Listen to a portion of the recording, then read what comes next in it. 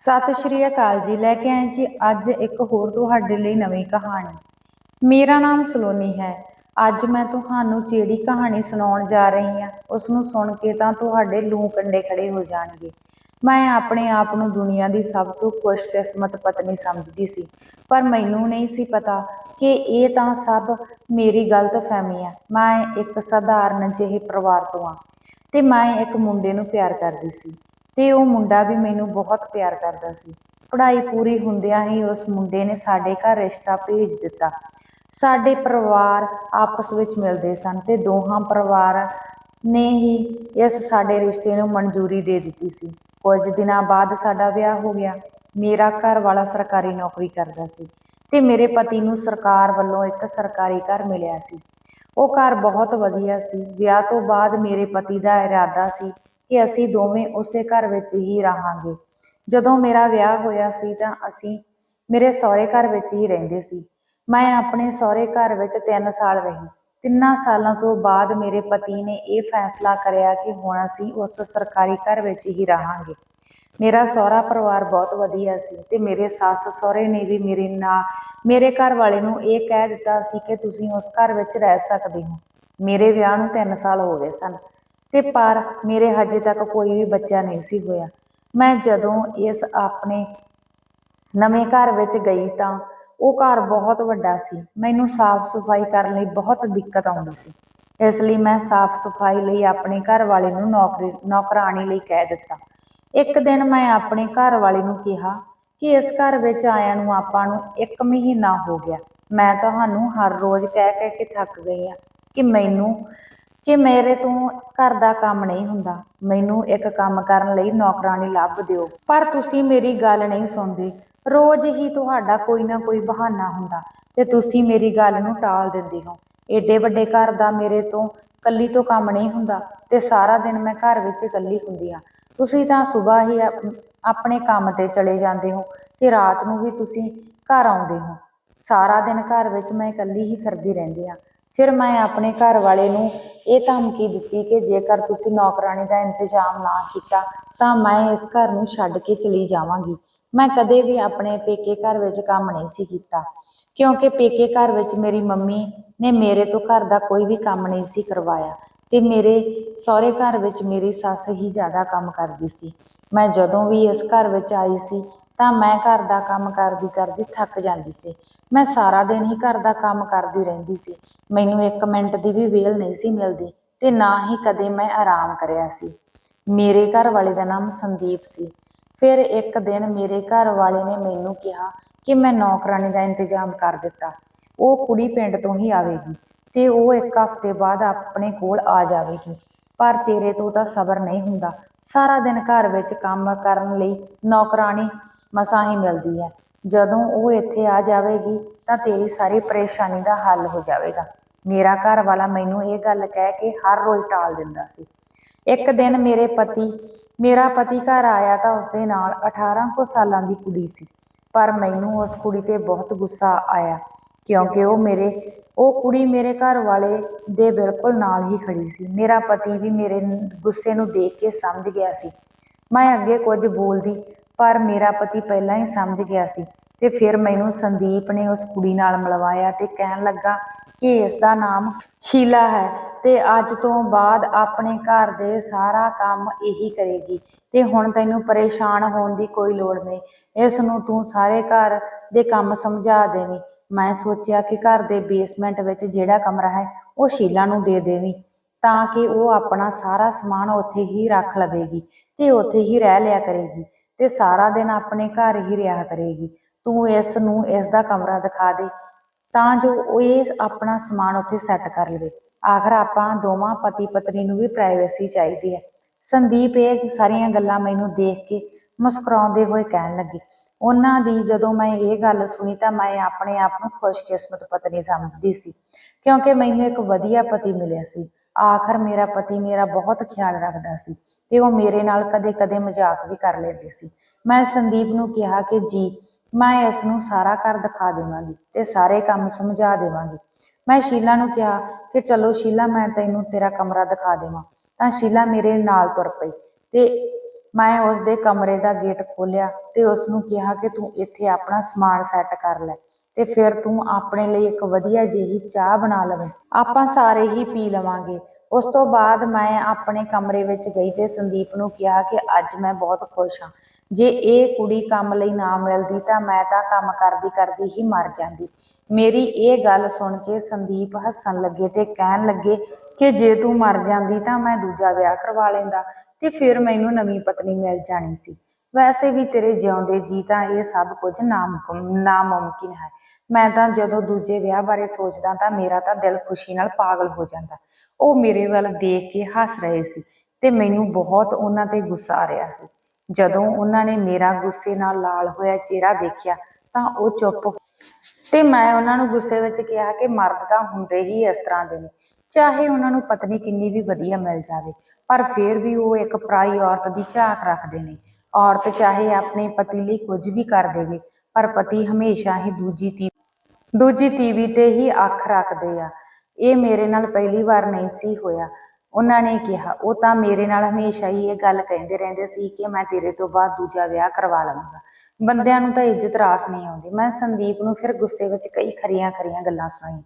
ਸੰਦੀਪ ਨੂੰ ਆਦਤ ਸੀ ਮੈਨੂੰ ਛੇੜਨ ਦੀ ਤੇ ਮੈਨੂੰ ਉਹ ਇਸ ਤਰ੍ਹਾਂ ਚੜਾਉਂਦੇ ਹੀ ਰਹਿੰਦੇ ਸੀ। ਉਹਨਾਂ ਨੂੰ ਇਸ ਤਰ੍ਹਾਂ ਛੇੜਨਾ ਬਹੁਤ ਵਧੀਆ ਲੱਗਦਾ ਸੀ। ਜਦੋਂ ਮੈਂ ਸੰਦੀਪ ਦੀਆਂ ਇਸ ਤਰ੍ਹਾਂ ਦੀਆਂ ਬੇਤੁਕੀਆਂ ਗੱਲਾਂ ਤੇ ਗੁੱਸਾ ਕਰਦੀ ਸੀ ਤੇ ਫਿਰ ਸੰਦੀਪ ਨੇ ਮੈਨੂੰ ਕਿਹਾ ਕਿ ਤੂੰ ਤਾਂ ਪਾਗਲ ਹੈ, ਤੂੰ ਤਾਂ ਐਵੇਂ ਹੀ ਗੁੱਸੇ ਹੋ ਜਾਂਦੀ ਹੈ। ਇਸ ਘਰ ਵਿੱਚ ਮੇਰੇ ਨਾਲ ਮਜ਼ਾਕ ਕਰਨ ਲਈ ਹੋਰ ਕੌਣ ਹੈ? ਮੈਂ ਕਿਸ ਨਾਲ ਮਜ਼ਾਕ ਕਰਾਂ? ਮੈਂ ਤਾਂ ਤੈਨੂੰ ਬਹੁਤ ਪਿਆਰ ਕਰਦਾ ਹਾਂ ਤੇ ਤੈਨੂੰ ਕਦੇ ਦੂਰ ਨਹੀਂ ਕਰ ਸਕਦਾ। ਤੂੰ ਨਹੀਂ ਜਾਣਦੀ ਕਿ ਮੈਂ ਤੇਰੇ ਬਿਨਾਂ ਤਾਂ ਰਹਿ ਵੀ ਨਹੀਂ ਸਕਦਾ। ਮੈਂ ਤਾਂ ਕਦੇ ਦੂਜੀ ਔਰਤ ਵੱਲ ਅੱਖ ਚੁੱਕ ਕੇ ਨਹੀਂ ਦੇਖਿਆ ਪਰ ਫਿਰ ਵੀ ਤੈਨੂੰ ਮੇਰੇ ਤੇ ਵਿਸ਼ਵਾਸ ਨਹੀਂ। ਮਰਦ ਬੇਵਫਾ ਨਹੀਂ ਹੁੰਦੇ ਪਰ ਔਰਤਾਂ ਹੀ ਉਹਨਾਂ ਤੇ ਸ਼ੱਕ ਕਰਕੇ ਉਹਨਾਂ ਨੂੰ ਬੇਵਫਾ ਬਣਾ ਦਿੰਦੀਆਂ ਨੇ। ਅਸਲ ਵਿੱਚ ਦੂਜੇ ਵਿਆਹ ਵਿੱਚ ਵੀ ਉਹਨਾਂ ਦੀ ਪਹਿਲੀ ਪਤਨੀ ਦਾ ਹੀ ਹੱਥ ਹੁੰਦਾ ਹੈ। ਸੰਦੀਪ ਦੀਆਂ ਇਸ ਤਰ੍ਹਾਂ ਦੀਆਂ ਗੱਲਾਂ ਸੁਣ ਕੇ ਮੈਂ ਉਹਨਾਂ ਨੂੰ ਗੁੱਸੇ ਵਿੱਚ ਘੂਰਨ ਲੱਗੀ। ਸੰਦੀਪ ਹੱਸਣ ਲੱਗੇ ਤੇ ਕਹਿਣ ਲੱਗੇ ਕਿ ਅੱਛਾ ਪਾਗਲ ਮੈਂ ਹਾਂ, ਮੈਂ ਤਾਂ ਤੈਨੂੰ ਆਪਣੀ ਜਾਨ ਤੋਂ ਵੱਧ ਪਿਆਰ ਕਰਦਾ ਹਾਂ। ਤੂੰ ਗੁੱਸੇ ਨਾ ਹੋਇਆ ਕਰ, ਪਰ ਜਦੋਂ ਤੂੰ ਗੁੱਸੇ ਹੁੰਦੀ ਹੈ ਤਾਂ ਹੋਰ ਵੀ ਵੱਧ ਖਤਰਨਾਕ ਲੱਗਦੀ ਹੈ।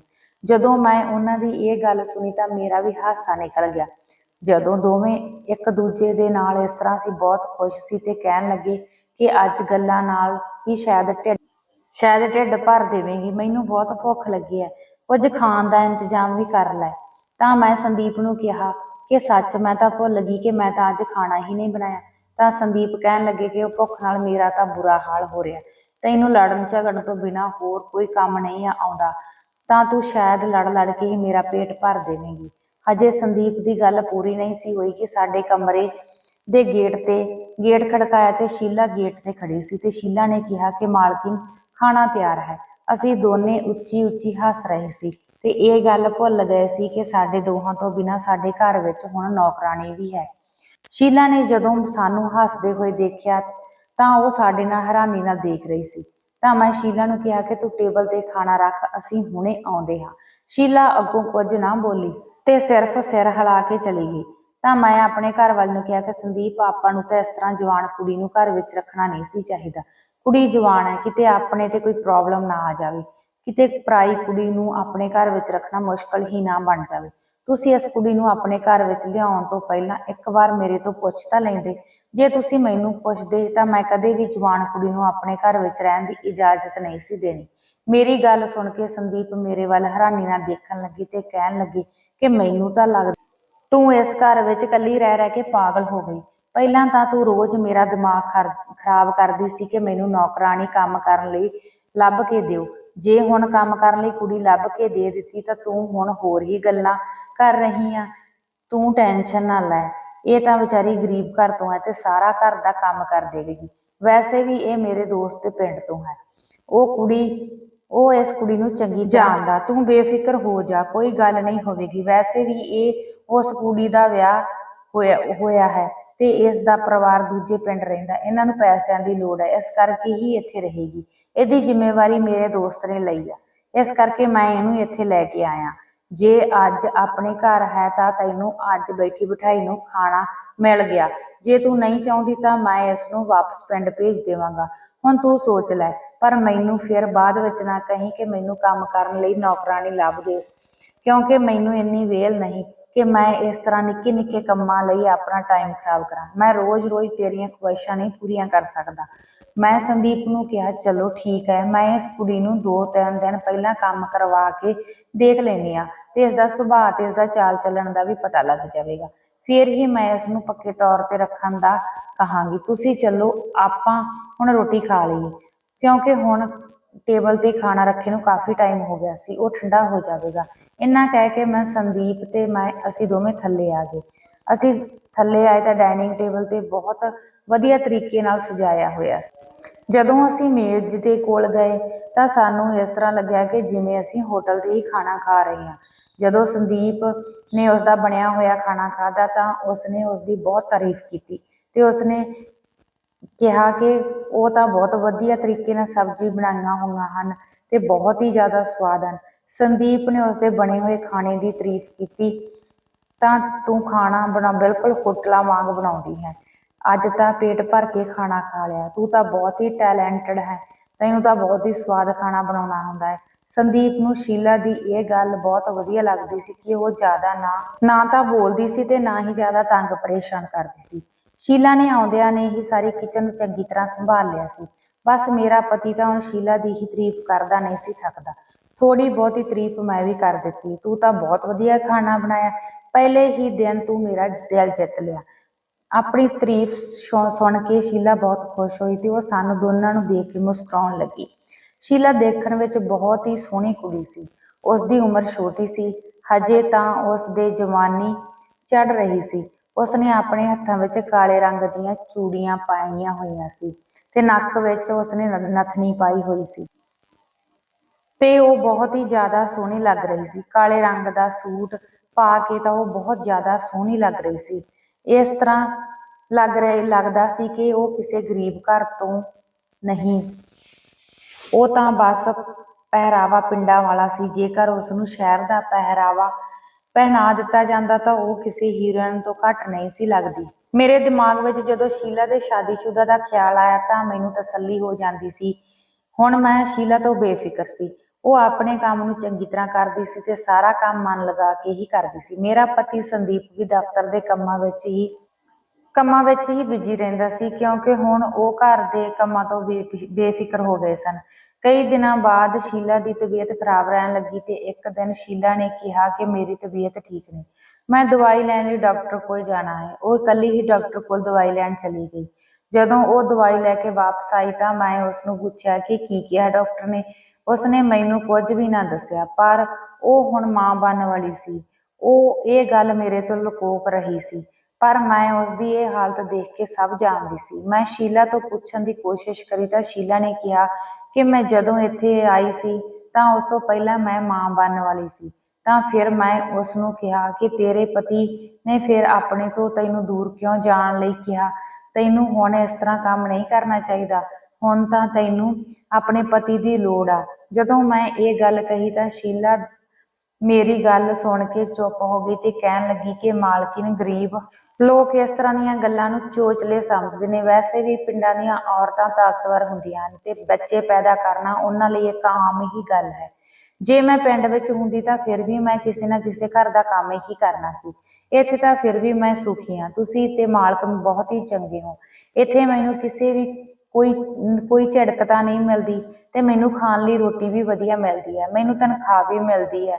मैं अपनी डिलीवरी के लिए पैसे जोड़ लवांगी ते मैं अपने बच्चे नूं जन्म भी शहर विच ही देवांगी, क्योंकि पिंड दे हस्पताल तां बहुत ही बेकार हैं। मैं आखिर तक ही तुहाडे घर दा काम करदी रहांगी, मैनूं कोई तकलीफ नहीं ते फिर मैं बच्चा पैदा करन तो बाद भी छेती ही तुहाडे घर दा काम कर दिया करांगी। वो लगातार ही बोली जा रही सी ते मैनूं सारी अपनी कहानी सुना रही सी। उसकी गल सुन के मैं भी उसदे नाल सहमत सी, पर मैं सोच रही सी कि संदीप ने मेरे तो ये गल लुको के क्यों रखी सी कि शीला मां बनने वाली है। मैं जदों संदीप काम तो वापस आए तो उन्होंने कहा कि तुहाडे दोस्त ने ये गल तुहानूं नहीं दसी कि शीला मां बनने वाली है। मैं बोली जा रही सी तो मेरा ਤਾਂ ਸੰਦੀਪ ਮੈਨੂੰ ਕਹਿਣ ਲੱਗਿਆ ਕਿ ਸ਼ੀਲਾ ਮਾਂ ਬਣਨ ਵਾਲੀ ਹੈ। ਉਸਨੇ ਵੀ ਹੈਰਾਨੀ ਜਿਹੀ ਦਿਖਾਈ। ਮੈਨੂੰ ਤਾਂ ਇਸ ਗੱਲ ਦਾ ਕੋਈ ਪਤਾ ਨਹੀਂ, ਮੈਂ ਤਾਂ ਇਹ ਗੱਲ ਸਿਰਫ ਤੇਰੇ ਮੂੰਹੋਂ ਹੀ ਸੁਣੀ ਹੈ, ਤੇ ਮੈਂ ਤਾਂ ਇਹ ਤੇਰੇ ਮੂੰਹੋਂ ਹੀ ਸੁਣਿਆ, ਤੇ ਮੈਨੂੰ ਨਹੀਂ ਪਤਾ। ਜੇ ਮੈਨੂੰ ਪਤਾ ਵੀ ਹੁੰਦਾ ਤਾਂ ਮੈਂ ਤੇਰੇ ਤੋਂ ਇਹ ਗੱਲ ਕਿਉਂ ਲੁਕੋ ਕੇ ਰੱਖਦਾ, ਪਰ ਤੂੰ ਤਾਂ ਹਮੇਸ਼ਾ ਹੀ ਸ਼ੱਕ ਮੇਰੇ ਤੇ ਹੀ ਕਰਦੀ ਹੈ। ਮੈਨੂੰ ਤਾਂ ਇਹ ਸਮਝ ਨਹੀਂ ਆਉਂਦੀ ਕਿ ਸ਼ੀਲਾ ਨੂੰ ਲੈ ਕੇ ਤੂੰ ਮੇਰੇ ਤੇ ਇਸ ਤਰ੍ਹਾਂ ਦੇ ਸਵਾਲ ਜਵਾਬ ਕਰਦੀ ਹੈ। ਜੇ ਤੈਨੂੰ ਮੇਰੇ ਤੇ ਇੰਨਾ ਹੀ ਸ਼ੱਕ ਹੈ ਤਾਂ ਤੂੰ ਸ਼ੀਲਾ ਤੋਂ ਵੀ ਪੁੱਛ ਲੈ। ਤੇ ਉਹ ਮੇਰੀ ਇੱਕ ਛੋਟੀ ਜਿਹੀ ਗੱਲ ਨੂੰ ਲੜਾਈ ਵੱਲ ਲੈ ਕੇ ਤੇ ਕਹਿਣ ਲੱਗੇ ਕਿ ਜੇਕਰ ਤੈਨੂੰ ਸ਼ੀਲਾ ਤੇ ਸ਼ੱਕ ਆਇਆ ਤਾਂ ਮੈਂ ਇਸ ਨੂੰ ਕੱਲ ਹੀ ਪਿੰਡ ਵਾਪਸ ਭੇਜ ਦੇਵਾਂਗਾ, ਫਿਰ ਤੂੰ ਆਪਣੀ ਮਰਜ਼ੀ ਨਾਲ ਹੀ ਕੋਈ ਨੌਕਰ ਲੱਭ ਲਵੇ। ਉਹ ਤਾਂ ਮੇਰੇ ਤੋਂ ਇਸ ਤਰ੍ਹਾਂ ਸਵਾਲ ਜਵਾਬ ਕਰਨ ਤੋਂ ਬਹੁਤ ਤੰਗ ਸਨ। ਇਸ ਗੱਲ ਨੂੰ ਤਾਂ ਮੈਂ ਵੀ ਚੰਗੀ ਤਰ੍ਹਾਂ ਸਮਝਦੀ ਸੀ ਕਿ ਉਹ ਸਾਰਾ ਦਿਨ ਕੰਮ ਕਰਕੇ ਥੱਕੇ ਹੁੰਦੇ ਹਨ, ਤੇ ਮੈਂ ਘਰ ਆਉਂਦਿਆਂ ਹੀ ਉਹਨਾਂ ਦੇ ਸਵਾਲ ਜਵਾਬ ਕਰਨ ਲੱਗ ਜਾਂਦੀ ਸੀ। ਉਧਰੋਂ ਮੇਰਾ ਪਤੀ ਵੀ ਮੈਨੂੰ ਇਹੀ ਗੱਲ ਕਹਿੰਦਾ ਸੀ ਕਿ ਤੂੰ ਤਾਂ ਮੇਰੇ ਤੇ ਬਿਨਾਂ ਵਜ੍ਹਾ ਹੀ ਸ਼ੱਕ ਕਰਦੀ ਰਹਿੰਦੀ ਹੈ। ਮੈਂ ਫਿਰ ਵੀ ਮੈਨੂੰ ਆਪਣੇ ਆਪ ਤੇ ਗੁੱਸਾ ਆਇਆ ਕਿ ਮੈਂ ਬਿਨਾਂ ਵਜ੍ਹਾ ਹੀ ਆਪਣੇ ਘਰ ਵਾਲੇ ਤੇ ਸ਼ੱਕ ਕਰਦੀ ਰਹਿੰਦੀ ਹਾਂ, ਉਹਨਾਂ ਨਾਲ ਲੜਦੀ ਰਹਿੰਦੀ ਹਾਂ। ਫਿਰ ਅਸੀਂ ਇਸੇ ਤਰ੍ਹਾਂ ਹੀ ਲੜਦੇ ਝਗੜਦੇ ਸੌਂ ਗਏ, ਤੇ ਜਦੋਂ ਸੁਬਾਹ ਹੋਈ ਤਾਂ ਮੈਂ ਉੱਠੀ ਤਾਂ ਮੈਨੂੰ ਚੱਕਰ ਆ ਗਏ ਤੇ ਮੈਂ ਡਿੱਗ ਪਈ। ਉਸ ਸਮੇਂ ਸੰਦੀਪ ਵੀ ਘਰ ਵਿੱਚ ਹੀ ਸੀ। ਉਹ ਮੇਰੀ ਹਾਲਤ ਦੇਖ ਕੇ ਮੈਨੂੰ ਕਹਿਣ ਲੱਗੀ ਕਿ ਆਪਾਂ ਡਾਕਟਰ ਕੋਲ ਚੱਲੀਏ, ਤੇ ਮੈਨੂੰ ਡਾਕਟਰ ਕੋਲ ਲੈ ਗਏ। ਜਦੋਂ ਡਾਕਟਰ ਨੇ ਮੇਰਾ ਚੈੱਕਅਪ ਕਰਿਆ ਤਾਂ ਉਹਨਾਂ ਨੇ ਜਿਹੜੀ ਖਬਰ ਸਾਨੂੰ ਸੁਣਾਈ, ਉਹ ਸੁਣ ਕੇ ਤਾਂ ਸਾਡੇ ਖੁਸ਼ੀ ਵਿੱਚ ਪੈਰ ਨਹੀਂ ਸੀ ਲੱਗ ਰਹੇ, ਤੇ ਅਸੀਂ ਖੁਸ਼ੀ ਵਿੱਚ ਪਾਗਲ ਹੋ ਗਏ। ਡਾਕਟਰ ਨੇ ਦੱਸਿਆ ਕਿ ਮੈਂ ਮਾਂ ਬਣਨ ਵਾਲੀ ਸੀ। ਇਹ ਸੁਣ ਕੇ ਤਾਂ ਸੰਦੀਪ ਵੀ ਪੂਰੀ ਤਰ੍ਹਾਂ ਖੁਸ਼ ਸੀ, ਤੇ ਹੁੰਦੇ ਵੀ ਕਿਉਂ ਨਾ, ਆਖਰ 3 ਸਾਲ ਹੋ ਗਏ ਸਨ ਤੇ ਸਾਨੂੰ ਔਲਾਦ ਦਾ ਸੁੱਖ ਨਹੀਂ ਸੀ ਮਿਲਿਆ। 3 ਸਾਲਾਂ ਤੋਂ ਬਾਅਦ ਹੀ ਸਾਨੂੰ ਔਲਾਦ ਦੀ ਖੁਸ਼ੀ ਮਿਲੀ ਸੀ। ਵਿਆਹ ਤੋਂ ਬਾਅਦ ਮੈਂ ਕਾਫੀ ਇਲਾਜ ਕਰਵਾਇਆ ਸੀ, ਪਰ ਮੈਨੂੰ ਕਿਸੇ ਵੀ ਡਾਕਟਰ ਦੀ ਦਵਾਈ ਨਾਲ ਫਰਕ ਨਹੀਂ ਸੀ ਹੋਇਆ। ਸੰਦੀਪ ਹਮੇਸ਼ਾ ਹੀ ਮੈਨੂੰ ਮੇਰੇ ਨਾਲ ਬੱਚੇ ਦੀ ਗੱਲ ਕਰਦੇ ਹੀ ਰਹਿੰਦੇ ਸਨ, ਪਰ ਮੈਨੂੰ ਕਦੇ ਵੀ ਉਹਨਾਂ ਨੇ ਪਰੇਸ਼ਾਨ ਨਹੀਂ ਸੀ ਕੀਤਾ। ਪਰ ਸੰਦੀਪ ਨੇ ਇੱਕ ਵਾਰ ਮੈਨੂੰ ਕਿਹਾ ਸੀ ਕਿ ਆਪਾਂ ਬੱਚਾ ਗੋਦ ਲੈ ਲਈਏ, ਪਰ ਮੈਂ ਨਹੀਂ ਸੀ ਚਾਹੁੰਦੀ ਕਿ ਮੈਂ ਕਿਸੇ ਦਾ ਬੱਚਾ ਗੋਦ ਲਵਾਂ, ਕਿਉਂਕਿ ਮੇਰੀ ਸੋਚ ਇਹੀ ਸੀ ਕਿ ਲੋਕ ਤਾਂ 10 ਸਾਲ ਲੰਘ ਜਾਂਦੇ ਹਨ ਬੱਚੇ ਲਈ, ਪਰ ਫਿਰ ਵੀ ਸਾਡੇ ਤਾਂ ਥੋੜਾ ਟਾਈਮ ਹੀ ਸੀ, ਹਜੇ 3 ਸਾਲ ਦਾ ਹੀ ਟਾਈਮ ਸੀ। ਸੰਦੀਪ ਦੇ ਦੋਸਤਾਂ ਨੇ ਵੀ ਇਹ ਸਮਝਾਇਆ ਕਿ ਆਪਣਾ ਖੂਨ ਤਾਂ ਆਪਣਾ ਹੀ ਹੁੰਦਾ ਹੈ, ਤੇ ਦੋਸਤਾਂ ਦੇ ਸਮਝਾਉਣ ਤੇ ਹੀ ਉਹ ਚੁੱਪ ਹੋਏ ਸਨ, ਤੇ ਫਿਰ ਉਹ ਆਪਣੇ ਬੱਚੇ ਦਾ ਹੀ ਇੰਤਜ਼ਾਰ ਕਰ ਰਹੇ ਸਨ। ਜਦੋਂ ਉਹਨਾਂ ਨੂੰ ਇਸ ਖੁਸ਼ੀ ਦਾ ਪਤਾ ਲੱਗਿਆ ਤਾਂ ਉਹ ਆਪਣੀ ਖੁਸ਼ੀ ਨੂੰ ਬੋਲ ਕੇ ਨਹੀਂ ਸੀ ਦੱਸ ਸਕਦੇ। ਜਦੋਂ ਉਹਨਾਂ ਨੂੰ ਮੇਰੇ ਮਾਂ ਬਣਨ ਦਾ ਪਤਾ ਲੱਗਿਆ ਤਾਂ ਸੰਦੀਪ ਨੇ ਉਸੇ ਦਿਨ ਹੀ ਸਾਡੇ ਆਂਢ ਗੁਆਂਢ ਵਿੱਚ ਮਠਿਆਈਆਂ ਵੰਡ ਦਿੱਤੀਆਂ, ਤੇ ਘਰ ਆ ਕੇ ਸ਼ੀਲਾ ਨੂੰ ਵੀ ਦੱਸਿਆ, ਤੇ ਕਹਿਣ ਲੱਗੇ ਕਿ ਹੁਣ ਤੈਨੂੰ ਆਪਣੀ ਮਾਲਕਣ ਦਾ ਬਹੁਤ ਜ਼ਿਆਦਾ ਖਿਆਲ ਰੱਖਣਾ ਪਵੇਗਾ। ਤੇ ਮੈਨੂੰ ਉਹ ਕਹਿਣ ਲੱਗੇ, ਖਬਰਦਾਰ ਜੇ ਤੂੰ ਹੁਣ ਬੈੱਡ ਤੋਂ ਪੈਰ ਥੱਲੇ ਲਾਇਆ ਤੇ ਕੋਈ ਕੰਮ ਕਰਨ ਦੀ ਤੈਨੂੰ ਲੋੜ ਨਹੀਂ। ਤੇ ਉਹ ਮੈਨੂੰ ਖੁਸ਼ੀ ਵਿੱਚ ਕਹਿਣ ਲੱਗੀ ਕਿ ਮੈਨੂੰ ਤਾਂ ਇਹ ਨਹੀਂ ਸਮਝ ਆ ਰਹੀ ਕਿ ਮੈਂ ਆਪਣੀ ਖੁਸ਼ੀ ਨੂੰ ਕਿਵੇਂ ਦੱਸਾਂ। ਮੈਂ ਤਾਂ ਤੈਨੂੰ ਸ਼ਬਦਾਂ ਨਾਲ ਬੋਲ ਕੇ ਵੀ ਨਹੀਂ ਦੱਸ ਸਕਦਾ ਮੈਂ ਅੱਜ ਕਿੰਨਾ ਖੁਸ਼ ਹਾਂ। ਹੁਣ ਤੈਨੂੰ ਤੂੰ ਸ਼ੀਲਾ ਤੋਂ ਹੀ ਕੰਮ ਕਰਵਾਉਣਾ ਹੈ, ਤੇ ਤੂੰ ਉਸਦੇ ਬਾਰੇ ਜ਼ਿਆਦਾ ਨਾ ਸੋਚੀ, ਕਿਉਂਕਿ ਉਹ ਤਾਂ ਇੱਕ ਪਿੰਡ ਵਿੱਚ ਰਹਿਣ ਵਾਲੀ ਔਰਤ ਹੈ, ਤੇ ਉਸ ਨੂੰ ਇਹ ਸਭ ਕੁਝ ਕਰਨ ਦੀ ਆਦਤ ਹੈ। ਪਿੰਡਾਂ ਦੀਆਂ ਔਰਤਾਂ ਤਾਂ ਇਸ ਹਾਲਤ ਵਿੱਚ ਵੀ ਘਰ ਦਾ ਸਾਰਾ ਕੰਮ ਕਰਦੀਆਂ ਨੇ, ਤੇ ਤੂੰ ਮੇਰੀ ਕੰਨ ਖੋਲ ਕੇ ਗੱਲ ਸੁਣ ਲੈ, ਤੇ ਤੂੰ ਸਿਰਫ ਆਪਣਾ ਹੀ ਖਿਆਲ ਰੱਖਣਾ। ਮੈਂ ਸ਼ੀਲਾ ਨੂੰ ਵੀ ਕਹਿ ਕੇ ਆਉਣਾ ਕਿ ਉਹ ਸਿਰਫ ਹੁਣ ਤੇਰਾ ਹੀ ਖਿਆਲ ਰੱਖੇ, ਤੈਨੂੰ ਹੁਣ ਕਿਸੇ ਵੀ ਚੀਜ਼ ਦੀ ਕੋਈ ਕਮੀ ਨਹੀਂ ਹੋਣੀ ਚਾਹੀਦੀ। ਮੇਰਾ ਪਤੀ ਮੈਨੂੰ ਪੂਰੇ ਪਿਆਰ ਨਾਲ ਸਮਝਾ ਰਿਹਾ ਸੀ। ਉਹ ਮੇਰੇ ਨਾਲ ਇਸ ਤਰ੍ਹਾਂ ਗੱਲਾਂ ਕਰ ਰਹੇ ਸੀ ਤਾਂ ਮੇਰੀਆਂ ਅੱਖਾਂ ਵਿੱਚੋਂ ਹੰਝੂ ਆਉਣ ਲੱਗ ਪਏ। ਉਹ ਮੈਨੂੰ ਬਹੁਤ ਜ਼ਿਆਦਾ ਪਿਆਰ ਕਰਦੇ ਸੀ। ਮੈਂ ਆਪਣੇ ਆਪ ਨੂੰ ਬਹੁਤ ਖੁਸ਼ਕਿਸਮਤ ਪਤਨੀ ਸਮਝਦੀ ਸੀ। ਆਖਰ ਮੈਨੂੰ ਇੰਨਾ ਪਿਆਰ ਕਰਨ ਵਾਲਾ ਪਤੀ ਮਿਲਿਆ ਸੀ। ਮੈਨੂੰ ਇਸ ਤਰ੍ਹਾਂ ਲੱਗਦਾ ਸੀ ਕਿ ਮੈਂ ਦੁਨੀਆ ਦੀ ਖੁਸ਼ਕਿਸਮਤ ਔਰਤ ਹਾਂ।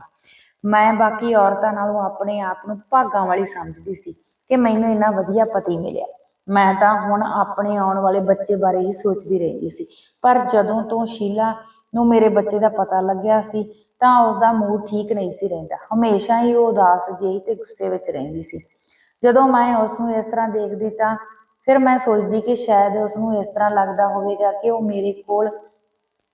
ਮੇਰੇ ਕੋਲ ਵੀ ਹੁਣ ਇਸ ਟਾਈਮ ਮੇਰਾ ਪਤੀ ਹੁੰਦਾ ਜੋ ਮੇਰਾ ਇੰਨਾ ਖਿਆਲ ਰੱਖਦਾ। ਸ਼ਾਇਦ ਉਹ ਸਾਡੇ ਪਤੀ ਪਤਨੀ ਦੇ ਪਿਆਰ ਨੂੰ ਵੇਖ ਨਹੀਂ ਸੀ ਸਕਦੇ। ਹੁਣ ਮੇਰੇ ਪਤੀ ਮੇਰਾ ਬਹੁਤ ਜ਼ਿਆਦਾ ਖਿਆਲ ਰੱਖਦੇ ਸਨ, ਤੇ ਮੈਨੂੰ ਆਪਣੇ ਹੱਥਾਂ ਨਾਲ ਹੀ ਖਾਣਾ ਖਵਾਉਂਦੇ ਸੀ। ਮੈਨੂੰ ਹਰ ਇੱਕ ਚੀਜ਼ ਬੈੱਡ ਤੇ ਬੈਠੀ ਨੂੰ ਹੀ ਫੜਾਉਂਦੇ ਸੀ। ਪਰ ਸ਼ੀਲਾ ਦੀ ਹਾਲਤ ਵੀ ਮੇਰੇ ਵਰਗੀ ਸੀ ਤੇ ਉਸ ਨੂੰ ਤਾਂ ਕੋਈ ਪੁੱਛਣ ਵਾਲਾ ਵੀ ਨਹੀਂ ਸੀ। ਹੁਣ ਉਸ ਦੀ ਡਿਲੀਵਰੀ ਦਾ ਵੀ ਟਾਈਮ ਨੇੜੇ ਆਉਣ ਵਾਲਾ ਸੀ, ਪਰ ਮੇਰੀ ਡਿਲੀਵਰੀ ਵਿੱਚ ਤਾਂ ਹਜੇ ਕਾਫੀ ਟਾਈਮ ਸੀ। ਮੇਰੇ ਪਤੀ ਮੇਰੀ ਗੋਦ ਭਰਾਈ ਦੀ ਰਸਮ ਕਰਨਾ ਚਾਹੁੰਦੇ ਸੀ। ਉਹਨਾਂ ਨੇ ਮੇਰੇ ਸਹੁਰੇ ਘਰ ਵਾਲਿਆਂ ਨੂੰ ਤੇ ਮੇਰੇ ਪੇਕੇ ਘਰ ਵਾਲਿਆਂ ਨੂੰ ਵੀ ਇੱਕ ਦਿਨ ਗੋਦ ਭਰਾਈ ਲਈ ਬੁਲਾਇਆ ਸੀ। ਇਹ ਸਭ ਕੁਝ ਦੇਖ ਕੇ ਸ਼ੀਲਾ ਹੋਰ ਵੀ ਜ਼ਿਆਦਾ ਉਦਾਸ ਹੋਣ ਲੱਗੀ। ਉਹ ਹੁਣ ਜ਼ਿਆਦਾ ਬੋਲਦੀ ਨਹੀਂ ਸੀ ਤੇ ਚੁੱਪਚਾਪ ਆਪਣਾ ਕੰਮ ਕਰਦੀ ਰਹਿੰਦੀ ਸੀ। ਮੈਨੂੰ ਵੀ ਆਪਣੀ ਸਿਹਤ ਦਾ ਫਿਕਰ ਸੀ ਤੇ ਮੈਂ ਜ਼ਿਆਦਾ ਧਿਆਨ ਆਪਣੇ ਤੇ ਹੀ ਦਿੰਦੀ ਸੀ। ਮੈਂ ਸ਼ੀਲਾ ਵੱਲ ਘੱਟ ਹੀ ਧਿਆਨ ਦਿੰਦੀ ਸੀ।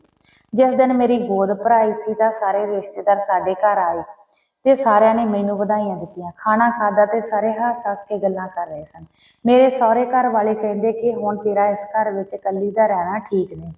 ਪਰ ਮੇਰਾ ਪਤੀ ਨਹੀਂ ਸੀ ਚਾਹੁੰਦਾ ਕਿ ਮੈਂ ਪਿੰਡ ਜਾਵਾਂ, ਕਿਉਂਕਿ ਉਹ ਮੈਨੂੰ ਆਪਣੇ ਨਾਲ ਇੱਥੇ ਹੀ ਰੱਖਣਾ ਚਾਹੁੰਦੇ ਸਨ। ਮੇਰੇ ਪਤੀ ਦੀ ਜਿੱਦ ਦੇ ਸਾਹਮਣੇ ਸਾਰੇ ਚੁੱਪ ਕਰ ਗਏ। ਸਾਰੇ ਲੋਕ, ਸਾਰੇ ਰਿਸ਼ਤੇਦਾਰ, ਸਾਡੇ ਘਰ ਵਾਲੇ ਮੇਰੇ ਪਤੀ ਦੀ ਜਿੱਦ ਨੂੰ ਸਮਝਦੇ ਸਨ। ਇਸ ਕਰਕੇ ਉਹਨਾਂ ਨੇ ਉਸ ਦੀ ਗੱਲ ਨੂੰ ਮੰਨ ਲਿਆ।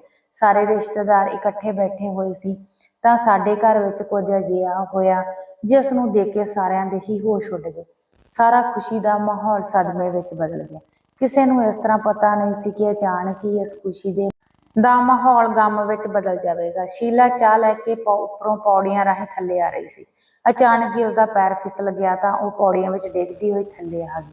ਉਸਦੇ ਸਿਰ ਵਿੱਚੋਂ ਬਹੁਤ ਡੂੰਘੀ ਸੱਟ ਲੱਗੀ ਹੋਈ ਸੀ, ਕਾਫੀ ਖੂਨ ਨਿਕਲਣ ਲੱਗਿਆ।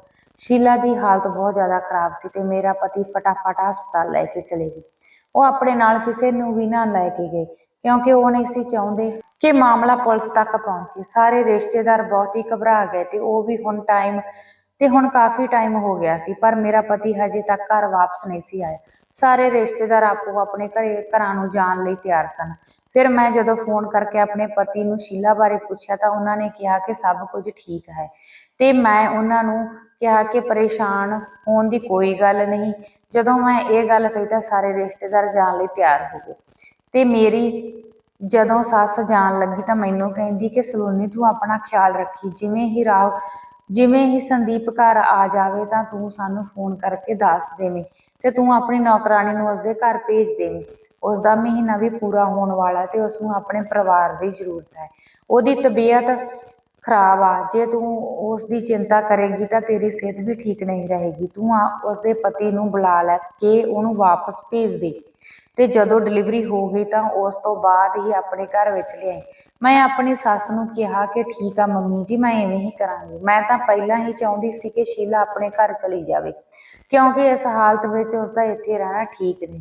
ਮੈਂ ਤਾਂ ਤੁਹਾਡੇ ਕਹਿਣ ਤੋਂ ਪਹਿਲਾਂ ਹੀ ਉਸਨੂੰ ਕਹਿ ਦਿੱਤਾ ਸੀ ਕਿ ਤੂੰ ਆਪਣੇ ਪਿੰਡ ਚਲੀ ਜਾ, ਪਰ ਉਹ ਹਮੇਸ਼ਾ ਹੀ ਮੇਰੀ ਗੱਲ ਨੂੰ ਟਾਲ ਦਿੰਦੀ ਸੀ। ਜਦੋਂ ਸਾਡੇ ਰਿਸ਼ਤੇਦਾਰ ਚਲੇ ਗਏ ਤਾਂ ਮੈਂ ਉਹਨਾਂ ਨੂੰ ਮਿਲ ਕੇ ਵਾਪਸ ਆਈ ਤਾਂ ਮੈਂ ਆਪਣੇ ਕਮਰੇ ਵਿੱਚ ਆ ਕੇ ਬੈਠ ਗਈ। ਮੈਂ ਵਾਰ-ਵਾਰ ਆਪਣੇ ਪਤੀ ਨੂੰ ਫੋਨ ਲਗਾ ਕੇ ਪੁੱਛ ਰਹੀ ਸੀ। ਜਿਵੇਂ ਜਿਵੇਂ ਸਮਾਂ ਲੰਘਦਾ ਜਾ ਰਿਹਾ ਸੀ ਉਵੇਂ ਉਵੇਂ ਮੇਰੀ ਪਰੇਸ਼ਾਨੀ ਹੋਰ ਵੱਧਦੀ ਜਾ ਰਹੀ ਸੀ। ਰਾਤ ਦੇ 3 ਵੱਜ ਗਏ। ਮੇਰੇ ਪਤੀ ਨੇ ਤੇ ਸ਼ੀਲਾ ਨੂੰ ਗਿਆ ਨੂੰ 5 ਘੰਟੇ ਹੋ ਗਏ ਸਨ, ਪਰ ਹੁਣ ਤਾਂ ਸੰਦੀਪ ਦਾ ਫੋਨ ਵੀ ਮਿਲਣੋਂ ਬੰਦ ਹੋ ਗਿਆ ਕਿਉਂਕਿ ਜਦੋਂ ਵੀ ਮੈਂ ਫੋਨ ਕਰਦੀ ਤਾਂ ਅੱਗੋਂ ਸਵਿਚ ਆਫ ਹੀ ਆਉਂਦਾ ਸੀ। ਮੈਂ ਉਹਨਾਂ ਦਾ ਇੰਤਜ਼ਾਰ ਕਰਦੀ ਨੂੰ ਨੀਂਦ ਆ ਗਈ। ਜਦੋਂ ਮੇਰੀ ਅੱਖ ਖੁੱਲੀ ਤਾਂ ਮੈਂ ਡਰ ਗਈ। ਮੇਰੇ ਸਾਹਮਣੇ ਸੰਦੀਪ ਖੜੇ ਹੋਏ ਸੀ। ਮੈਂ ਸੰਦੀਪ ਨੂੰ ਘਬਰਾਈ ਹੋਈ ਨੇ ਪੁੱਛਿਆ ਕਿ ਤੁਸੀਂ ਇੰਨਾ ਟਾਈਮ ਕਿਉਂ ਲਗਾ ਦਿੱਤਾ ਤੇ ਸ਼ੀਲਾ ਕਿੱਥੇ ਆ? ਸ਼ੀਲਾ ਠੀਕ ਤਾਂ ਹੈ? ਉਹ ਤੁਹਾਡੇ ਨਾਲ ਹੀ ਆਈ ਆ ਤਾਂ ਮੈਂ ਉਸ ਨੂੰ ਮਿਲ ਕੇ ਆਉਣੀ ਹਾਂ। ਜਦੋਂ ਮੈਂ ਬੈੱਡ ਤੋਂ ਉੱਠ ਕੇ ਸ਼ੀਲਾ ਨੂੰ ਮਿਲਣ ਲਈ ਜਾਣ ਲੱਗੀ ਤਾਂ ਸੰਦੀਪ ਨੇ ਮੇਰਾ ਹੱਥ ਫੜ ਲਿਆ ਤੇ ਮੈਨੂੰ ਘੁੱਟ ਕੇ ਆਪਣੇ ਨਾਲ ਲਗਾ ਲਿਆ ਤੇ ਮੈਨੂੰ ਕਹਿਣ ਲੱਗੀ ਕਿ ਸ਼ੀਲਾ ਇਸ ਦੁਨੀਆ ਵਿੱਚ ਹੀ ਨਹੀਂ ਰਹੀ। ਮੈਂ ਸੰਦੀਪ ਨੂੰ ਕਿਹਾ ਕਿ ਤੁਸੀਂ ਮੇਰੇ ਨਾਲ ਮਜ਼ਾਕ ਕਰ ਰਹੇ ਹੋ, ਇਸ ਤਰ੍ਹਾਂ ਨਹੀਂ ਹੋ ਸਕਦਾ। ਸੰਦੀਪ ਨੇ ਕਿਹਾ, ਮੈਂ ਇਸ ਗੱਲ ਦਾ ਮਜ਼ਾਕ ਨਹੀਂ ਕਰਦਾ, ਇਹੀ ਸੱਚ ਆ। ਸ਼ੀਲਾ ਹੁਣ ਇਸ ਦੁਨੀਆ ਵਿੱਚ ਨਹੀਂ। ਸ਼ੀਲਾ ਨੂੰ ਕੀ ਹੋ ਗਿਆ? ਉਸਦਾ ਬੱਚਾ ਕਿੱਥੇ ਆ? ਮੈਨੂੰ ਆਪਣੇ ਪਤੀ ਦੀਆਂ ਗੱਲਾਂ ਤੇ ਯਕੀਨ ਨਹੀਂ ਸੀ ਆ ਰਿਹਾ। ਹੱਸਦੀ ਮੁਸਕਰਾਉਂਦੀ ਹੋਈ ਸ਼ੀਲਾ ਇਸ ਤਰ੍ਹਾਂ ਸਾਨੂੰ ਛੱਡ ਕੇ ਚਲੀ ਜਾਵੇਗੀ? ਸੰਦੀਪ ਨੇ ਮੈਨੂੰ ਦੱਸਿਆ ਕਿ ਉਸਦਾ ਬੱਚਾ ਉਸਦੇ ਪੇਟ ਵਿੱਚ ਹੀ ਮਰ ਗਿਆ ਸੀ ਤੇ ਉਸਦੇ ਸਿਰ ਤੇ ਡੂੰਘੀ ਸੱਟ ਲੱਗੀ ਹੋਣ ਕਰਕੇ ਖੂਨ ਅੰਦਰ ਜੰਮ ਗਿਆ, ਜਿਸ ਦੀ ਵਜ੍ਹਾ ਨਾਲ ਉਸਦੀ ਮੌਤ ਹੋ ਗਈ। ਇਹ ਗੱਲ ਸੁਣ ਕੇ ਮੇਰੇ ਤਾਂ ਹੋਸ਼ ਹੀ ਉੱਡ ਗਏ। ਉਹਨਾਂ ਨੇ ਕਿਹਾ ਕਿ ਮੈਨੂੰ ਟਾਈਮ ਇਸ ਕਰਕੇ ਲੱਗ ਗਿਆ ਕਿਉਂਕਿ ਉਸਦਾ ਅੰਤਿਮ ਸੰਸਕਾਰ ਕਰਨ ਤੇ ਸਾਨੂੰ ਟਾਈਮ ਲੱਗ ਜੇ ਪੁਲਿਸ ਨੂੰ ਇਸ ਗੱਲ ਦਾ ਪਤਾ ਲੱਗ ਜਾਂਦਾ ਤਾਂ ਮੇਰੀ ਨੌਕਰੀ ਨੂੰ ਖਤਰਾ ਸੀ ਤੇ ਮੇਰੀ ਸਾਰੀ ਜ਼ਿੰਦਗੀ ਅਦਾਲਤਾਂ ਦੇ ਵਿੱਚ ਹੀ ਲੰਘ ਜਾਂਦੀ। ਇਹ ਗੱਲ ਸੁਣ ਕੇ ਤਾਂ ਮੇਰਾ ਦਿਲ ਬਹੁਤ ਜ਼ਿਆਦਾ ਘਬਰਾ ਗਿਆ। ਤਾਂ ਮੈਂ ਸੰਦੀਪ ਨੂੰ ਘਬਰਾਈ ਹੋਈ ਨੇ ਪੁੱਛਿਆ ਕਿ ਜੇ ਉਸਦੇ ਘਰ ਵਾਲੇ ਸਾਡੇ ਘਰ ਆ ਗਏ ਤਾਂ ਫਿਰ ਕੀ ਕਰਾਂਗੇ ਤੇ ਉਹਨਾਂ ਨੂੰ ਆਪਾਂ ਕੀ ਜਵਾਬ ਦੇਵਾਂਗੇ ਕਿ ਸ਼ੀਲਾ ਕਿੱਥੇ ਗਈ ਆ। ਤਾਂ ਸੰਦੀਪ ਨੇ ਮੈਨੂੰ ਤਸੱਲੀ ਦਿੱਤੀ ਕਿ ਇਹ ਸਭ ਕੁਝ ਠੀਕ ਹੋ ਜਾਵੇਗਾ, ਮੈਂ ਸਭ ਕੁਝ ਸੰਭਾਲ ਲਵਾਂਗਾ, ਪਰ ਤੂੰ ਕਿਸੇ ਨੂੰ ਨਾ ਦੱਸੀ, ਸ਼ੀਲਾ ਬਾਰੇ ਕੋਈ ਗੱਲ ਨਾ ਕਰੀ। ਮੈਂ ਆਪਣੇ ਪਤੀ ਨੂੰ ਕਿਹਾ ਕਿ ਠੀਕ ਹੈ, ਮੈਂ ਤਾਂ ਨਹੀਂ ਦੱਸਾਂਗੀ, ਪਰ ਸ਼ੀਲਾ ਦੀ ਮੌਤ ਦੀ ਗੱਲ ਨੇ ਮੇਰੇ ਦਿਲ ਤੇ ਬਹੁਤ ਡੂੰਘੀ ਸੱਟ ਲਾ ਦਿੱਤੀ। ਮੇਰੇ ਤਾਂ ਅੱਖਾਂ ਵਿੱਚੋਂ ਹੰਝੂ ਰੋਕ ਨਹੀਂ ਸੀ ਰਹੇ, ਕਿਉਂਕਿ ਉਹ ਸਾਡੇ ਨਾਲ ਰਹਿੰਦੀ ਸੀ ਤੇ ਮੈਨੂੰ ਵੀ ਉਹਦੇ ਨਾਲ ਮੋਹ ਪੈ ਗਿਆ ਸੀ। ਹੌਲੀ ਹੌਲੀ ਟਾਈਮ ਲੰਘਦਾ ਗਿਆ ਤੇ ਸ਼ੀਲਾ ਦੀ ਮੌਤ ਦਾ ਸਦਮਾ ਸਾਡੇ ਦਿਲ ਵਿੱਚੋਂ ਵੀ ਘਟਦਾ ਗਿਆ। ਕੁਝ ਦਿਨਾਂ ਬਾਅਦ ਸਾਡੀ ਜ਼ਿੰਦਗੀ ਫਿਰ ਆਮ ਵਰਗੀ ਹੋ ਗਈ ਤੇ ਸੰਦੀਪ ਨੇ ਆਪਣੇ ਦਫ਼ਤਰ ਵਿੱਚੋਂ 2 ਮਹੀਨਿਆਂ ਲਈ ਛੁੱਟੀ ਲੈ ਲਈ ਤੇ ਉਹ ਸਾਰਾ ਦਿਨ ਮੇਰੇ ਕੋਲ ਹੀ ਰਹਿੰਦੇ ਸਨ ਤੇ ਮੇਰਾ ਖਿਆਲ ਰੱਖਦੇ ਸੀ। ਰਾਤ ਨੂੰ ਜਦੋਂ ਵੀ ਮੈਂ ਸੌਂਦੀ ਤਾਂ ਮੈਨੂੰ ਅਜੀਬ ਤਰ੍ਹਾਂ ਦੀਆਂ ਆਵਾਜ਼ਾਂ ਸੁਣਾਈ ਦਿੰਦੀਆਂ ਸੀ। 2-3 ਦਿਨ ਤਾਂ ਮੈਂ ਉਹਨਾਂ ਆਵਾਜ਼ਾਂ ਨੂੰ ਅਣਸੁਣੀਆਂ ਕਰ ਦਿੱਤਾ, ਪਰ ਮੈਨੂੰ ਉਹਨਾਂ ਆਵਾਜ਼ਾਂ ਤੋਂ ਬਹੁਤ ਡਰ ਲੱਗਦਾ ਸੀ। ਇੱਕ ਦਿਨ ਰਾਤ ਨੂੰ ਮੈਂ ਸੰਦੀਪ ਨੂੰ ਜ਼ੋਰ ਨਾਲ ਉਠਾਇਆ ਤੇ ਉਹ ਘਬਰਾ ਕੇ ਉੱਠੇ ਤੇ ਕਹਿਣ ਲੱਗੇ ਕਿ ਕੀ ਹੋ ਗਿਆ ਸਲੋਨੀ, ਤੇਰੀ ਸਿਹਤ ਤਾਂ ਠੀਕ ਹੈ? ਜੇ ਤੇਰੀ ਸਿਹਤ ਠੀਕ ਨਹੀਂ ਤਾਂ ਮੈਂ ਹੁਣੇ ਤੈਨੂੰ ਹਸਪਤਾਲ ਲੈ ਕੇ ਚਲਾ ਜਾਣਾ। ਤਾਂ ਮੈਂ ਸੰਦੀਪ ਨੂੰ ਕਿਹਾ ਕਿ ਮੇਰੀ ਸਿਹਤ ਨੂੰ ਕੁਝ ਨਹੀਂ ਹੋਇਆ, ਪਰ ਮੈਨੂੰ ਕਿਸੇ ਬੱਚੇ ਦੇ ਰੋਣ ਦੀ ਆਵਾਜ਼ ਆ ਰਹੀ ਆ ਤੇ ਇਹ ਆਵਾਜ਼ ਰੋਜ਼ਾਨਾ ਹੀ ਮੈਨੂੰ ਸੁਣਾਈ ਦਿੰਦੀਆਂ ਹਨ ਤੇ ਮੈਨੂੰ ਇਹਨਾਂ ਆਵਾਜ਼ਾਂ ਤੋਂ ਬਹੁਤ ਡਰ ਲੱਗਦਾ। ਪਰ ਅੱਜ ਮੈਨੂੰ ਨੀਂਦ ਨਹੀਂ ਸੀ ਆ ਰਹੀ ਤੇ ਉਹ ਆਵਾਜ਼ਾਂ ਮੇਰੇ ਕੰਨਾਂ ਵਿੱਚ ਹੀ ਗੂੰਜ ਰਹੀਆਂ ਸਨ। ਇਸ ਕਰਕੇ ਮੇਰੇ ਤੋਂ ਰਿਹਾ ਨਾ ਗਿਆ ਤੇ ਮੈਂ ਉਹਨਾਂ ਨੂੰ ਜਗਾ ਦਿੱਤਾ। ਮੈਨੂੰ ਤਾਂ ਇਸ ਤਰ੍ਹਾਂ ਲੱਗਦਾ ਸੀ ਕਿ ਉਹ ਬੱਚਾ ਆਪਣੇ ਨੇੜੇ ਤੇੜੇ ਹੀ ਰੋ ਰਿਹਾ। ਤਾਂ ਮੈਂ ਆਪਣੇ ਪਤੀ ਨੂੰ ਕਿਹਾ ਕਿ ਆਪਾਂ ਬਾਹਰ ਜਾ ਕੇ ਦੇਖਦੇ ਹਾਂ, ਸ਼ਾਇਦ ਕੋਈ ਬੱਚਾ ਆਪਣੇ ਘਰ ਦੇ ਨੇੜੇ ਤੇੜੇ ਹੀ ਰੋ ਰਿਹਾ। ਮੇਰੀ ਗੱਲ ਸੁਣ ਕੇ ਸੰਦੀਪ ਬਹੁਤ ਪਰੇਸ਼ਾਨ ਹੋ ਗਏ ਤੇ ਮੈਨੂੰ ਕਹਿਣ ਲੱਗੇ ਕਿ ਤੈਨੂੰ ਕੀ ਹੋ ਗਿਆ ਸਲੋਨੀ, ਤੂੰ ਇਸ ਤਰ੍ਹਾਂ ਦੀਆਂ ਕਿਉਂ ਗੱਲਾਂ ਕਰ ਰਹੀ ਆ?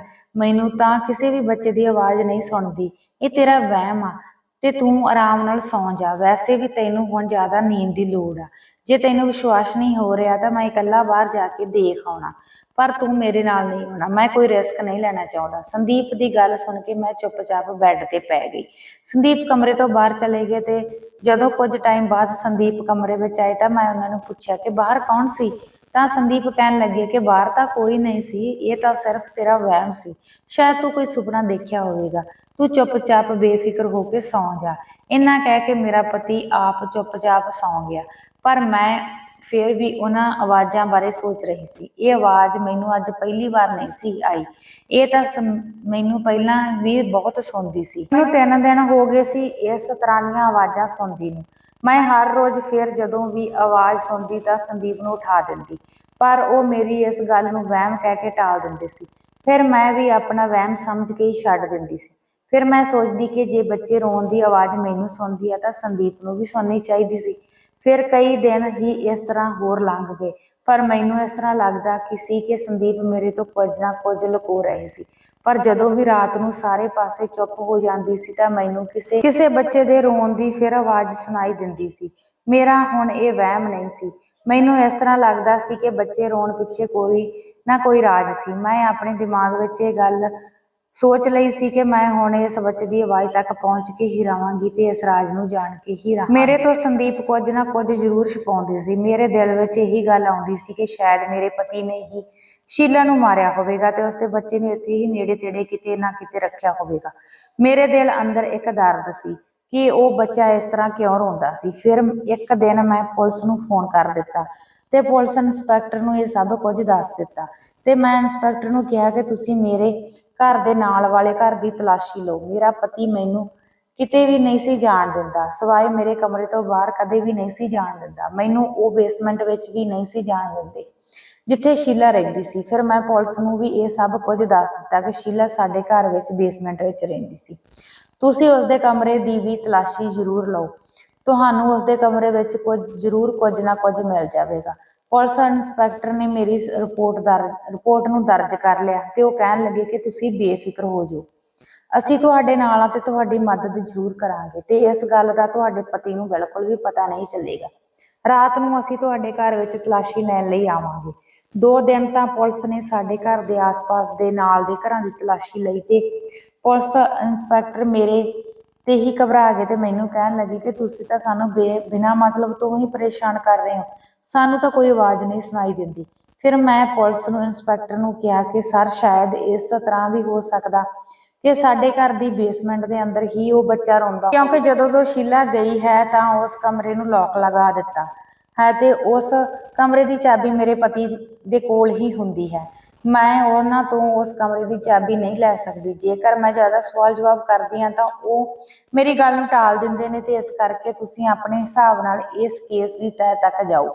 ਫਿਰ ਇੱਕ ਦਿਨ ਰਾਤ ਨੂੰ ਜਦੋਂ ਪੁਲਿਸ ਸਾਡੇ ਘਰ ਆਈ ਤੇ ਮੇਰੇ ਪਤੀ ਸੰਦੀਪ ਨੂੰ ਕਹਿਣ ਲੱਗੀ ਕਿ ਅਸੀਂ ਤੁਹਾਡੇ ਘਰ ਦੀ ਤਲਾਸ਼ੀ ਲੈਣਾ ਚਾਹੁੰਦੇ ਹਾਂ ਤੇ ਸੰਦੀਪ ਪੁਲਿਸ ਨੂੰ ਕਹਿਣ ਲੱਗੇ ਕਿ ਤੁਸੀਂ ਕਿਉਂ ਸਾਡੇ ਘਰ ਦੀ ਤਲਾਸ਼ੀ ਲਓਗੇ, ਸਾਡੇ ਘਰ ਵਿੱਚ ਤਾਂ ਕੁਝ ਅਜਿਹਾ ਨਹੀਂ ਹੋਇਆ ਜੋ ਤੁਸੀਂ ਤਲਾਸ਼ੀ ਲਓਗੇ। ਤਾਂ ਇੰਸਪੈਕਟਰ ਕਹਿਣ ਲੱਗੇ ਕਿ ਅਸੀਂ ਤੁਹਾਡੇ ਆਸ-ਪਾਸ ਦੇ ਘਰਾਂ ਦੀ ਵੀ ਤਲਾਸ਼ੀ ਲਈ ਹੈ ਤੇ ਹੁਣ ਤੁਹਾਡੇ ਘਰ ਦੀ ਲੈਣੀ ਹੈ।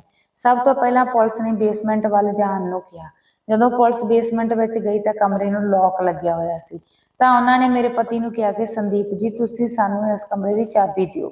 ਜਦੋਂ ਇੰਸਪੈਕਟਰ ਨੇ ਉਸ ਕਮਰੇ ਦੀ ਚਾਬੀ ਮੰਗੀ ਤਾਂ ਸੰਦੀਪ ਦੇ ਮੂੰਹ ਦਾ ਰੰਗ ਉੱਡ ਗਿਆ ਤੇ ਉਹ ਬਹੁਤ ਜ਼ਿਆਦਾ ਪਰੇਸ਼ਾਨ ਹੋ ਗਏ ਤੇ ਉਹ ਕਹਿਣ ਲੱਗੇ ਕਿ ਇੰਸਪੈਕਟਰ ਸਾਹਿਬ ਤੁਸੀਂ ਮੈਨੂੰ ਦੱਸੋ ਤਾਂ ਸਹੀ, ਆਖਰ ਤੁਹਾਨੂੰ ਸਾਡੇ ਤੇ ਕੀ ਸ਼ੱਕ ਹੈ? ਮੈਂ ਤੁਹਾਨੂੰ ਇਸ ਤਰ੍ਹਾਂ ਸਾਡੇ ਘਰ ਦੀ ਤਲਾਸ਼ੀ ਨਹੀਂ ਲੈਣ ਦੇਵਾਂਗਾ। ਤੁਸੀਂ ਮੈਨੂੰ ਨਹੀਂ ਜਾਣਦੇ ਮੈਂ ਕੌਣ ਆ। ਤਾਂ ਇੰਸਪੈਕਟਰ ਕਹਿਣ ਲੱਗੇ ਕਿ ਤੁਸੀਂ ਕੋਈ ਵੀ ਹੋਵੋ, ਸਾਨੂੰ ਇਸ ਨਾਲ ਕੋਈ ਮਤਲਬ ਨਹੀਂ, ਸਾਨੂੰ ਆਪਣੇ ਕੰਮ ਨਾਲ ਮਤਲਬ ਹੈ। ਜੇ ਤੁਸੀਂ ਸਾਨੂੰ ਚਾਬੀ ਨਹੀਂ ਦੇਣਾ ਚਾਹੁੰਦੇ ਤਾਂ ਅਸੀਂ ਇਸ ਦਰਵਾਜ਼ੇ ਨੂੰ ਤੋੜ ਦੇਵਾਂਗੇ। ਸਾਨੂੰ ਤੁਹਾਡੇ ਘਰ ਦੇ ਖਿਲਾਫ ਸ਼ਿਕਾਇਤ ਮਿਲੀ ਹੈ, ਇਸ ਕਰਕੇ ਅਸੀਂ ਤੁਹਾਡੇ ਘਰ ਦੀ ਤਲਾਸ਼ੀ ਲਵਾਂਗੇ। ਤਾਂ ਇੰਸਪੈਕਟਰ ਨੇ ਕਿਹਾ ਕਿ ਸਾਨੂੰ ਖਬਰ ਮਿਲੀ ਹੈ ਕਿ ਤੁਹਾਡੇ ਘਰ ਵਿੱਚੋਂ ਬੱਚੇ ਦੇ ਰੋਣ ਦੀ ਆਵਾਜ਼ ਆਉਂਦੀ ਹੈ। ਜਦੋਂ ਇਸ ਤਰ੍ਹਾਂ ਕਿਹਾ ਤਾਂ ਸੰਦੀਪ ਹੋਰ ਵੀ ਘਬਰਾ ਗਿਆ ਤੇ ਕਹਿਣ ਲੱਗੇ ਕਿ ਬੱਚੇ ਦੇ ਰੋਣ ਦੀ ਆਵਾਜ਼ ਤਾਂ ਬਾਹਰੋਂ ਵੀ ਆ ਸਕਦੀ ਹੈ, ਤੁਸੀਂ ਕਿਸ ਸਬੂਤ ਨਾਲ ਕਹਿ ਸਕਦੇ ਹੋ ਕਿ ਬੱਚਾ ਸਾਡੇ ਘਰ ਹੀ ਰੋਂਦਾ ਹੈ? ਤਾਂ ਇੰਸਪੈਕਟਰ ਕਹਿਣ ਲੱਗਿਆ ਕਿ ਇਸ ਸ਼ੱਕ ਨੂੰ ਕੱਢਣਾ ਚਾਹੁੰਦੇ ਹਾਂ ਤੇ ਇਸ ਕਰਕੇ ਹੀ ਤੁਹਾਡੇ ਘਰ ਦੀ ਅਸੀਂ ਤਲਾਸ਼ੀ ਲਵਾਂਗੇ। ਤੇ ਕਹਿਣ ਲੱਗੇ ਕਿ ਤੁਸੀਂ ਸਾਨੂੰ ਸਾਡਾ ਕੰਮ ਕਰਨ ਦਿਓ, ਜੇਕਰ ਤੁਸੀਂ ਸੱਚੇ ਹੋ ਤਾਂ ਤੁਹਾਨੂੰ ਕੋਈ ਡਰਨ ਦੀ ਲੋੜ ਨਹੀਂ, ਤੁਸੀਂ ਸਾਨੂੰ ਇਸ ਦਰਵਾਜ਼ੇ ਦੀ ਚਾਬੀ ਦਿਓ ਤੇ ਸਾਨੂੰ ਆਪਣਾ ਕੰਮ ਕਰਨ ਦਿਓ, ਨਹੀਂ ਤਾਂ ਅਸੀਂ ਇਹ ਦਰਵਾਜ਼ਾ ਤੋੜ ਦੇਵਾਂਗੇ। ਸੰਦੀਪ ਨੇ ਚਾਬੀ ਉਸ ਕਮਰੇ ਦੀ ਨਾ ਦਿੱਤੀ ਤਾਂ ਪੁਲਿਸ ਵਾਲਿਆਂ ਨੇ ਉਸ ਕਮਰੇ ਦੇ ਗੇਟ ਨੂੰ ਤੋੜ ਦਿੱਤਾ। ਜਦੋਂ ਕਮਰੇ ਦਾ ਗੇਟ ਟੁੱਟਿਆ ਤਾਂ ਜਦੋਂ ਕਮਰੇ ਵਿੱਚ ਚਲੇ ਗਏ ਤਾਂ ਸਾਰੇ ਹੀ ਘਬਰਾ ਗਏ ਤੇ ਜੋ ਉਹਨਾਂ ਨੇ ਦੇਖਿਆ ਉਸ ਨੂੰ ਦੇਖ ਕੇ ਤਾਂ ਉਹ ਸਾਰੇ ਹੀ ਦੰਗ ਰਹਿ ਗਏ। ਉੱਥੇ ਇੱਕ ਛੋਟੇ ਜਿਹੇ ਬੱਚੇ ਨਾਲ ਇੱਕ ਔਰਤ ਸੀ। ਉਹ ਔਰਤ ਕੋਈ ਹੋਰ ਨਹੀਂ, ਉਹ ਸ਼ੀਲਾ ਸੀ, ਜਿਸ ਨੂੰ ਮੇਰੇ ਪਤੀ ਨੇ ਮਰੀ ਹੋਈ ਸਾਬਤ ਕੀਤਾ ਸੀ। ਉਹ ਤਾਂ ਜੇ ਜਿਉਂਦੀ ਸੀ, ਮੈਨੂੰ ਬੱਚੇ ਦੇ ਰੋਣ ਦੀ ਆਵਾਜ਼ ਸੁਣਾਈ ਦਿੰਦੀ ਸੀ। ਇਹ ਮੇਰਾ ਵਹਿਮ ਨਹੀਂ ਸੀ। ਜਦੋਂ ਮੈਂ ਅੱਗੇ ਜਾ ਕੇ ਦੇਖਿਆ ਤਾਂ ਸ਼ੀਲਾ ਦੀ ਬੁੱਕਲ ਵਿੱਚ ਇੱਕ ਬਹੁਤ ਹੀ ਪਿਆਰਾ ਬੱਚਾ ਸੀ, ਜੋ ਦੇਖਣ ਵਿੱਚ ਬਿਲਕੁਲ ਮੇਰੇ ਪਤੀ ਸੰਦੀਪ ਵਰਗਾ ਲੱਗਦਾ ਸੀ। ਪੁਲਿਸ ਨੂੰ ਦੇਖ ਕੇ ਸ਼ੀਲਾ ਵੀ ਘਬਰਾ ਗਈ ਤੇ ਕਹਿਣ ਲੱਗੀ ਕਿ ਮੈਂ ਕੁਝ ਨਹੀਂ ਕੀਤਾ ਤੇ ਕਹਿਣ ਲੱਗੀ ਕਿ ਜੋ ਕੁਝ ਵੀ ਕੀਤਾ ਮੇਰੇ ਮਾਲਕ ਨੇ ਹੀ ਕੀਤਾ, ਮੈਂ ਤਾਂ ਉਸਦੇ ਹੁਕਮ ਦੀ ਗੁਲਾਮ ਸੀ। ਉਹ ਜੋ ਕੁਝ ਵੀ ਮੈਨੂੰ ਕਹਿੰਦੇ ਸੀ ਮੈਂ ਸਭ ਕੁਝ ਆਪਣੇ ਹੁਕਮ ਦੇ ਮਾਲਕ ਦੇ ਕਹਿਣ ਤੇ ਹੀ ਕਰਦੀ ਸੀ।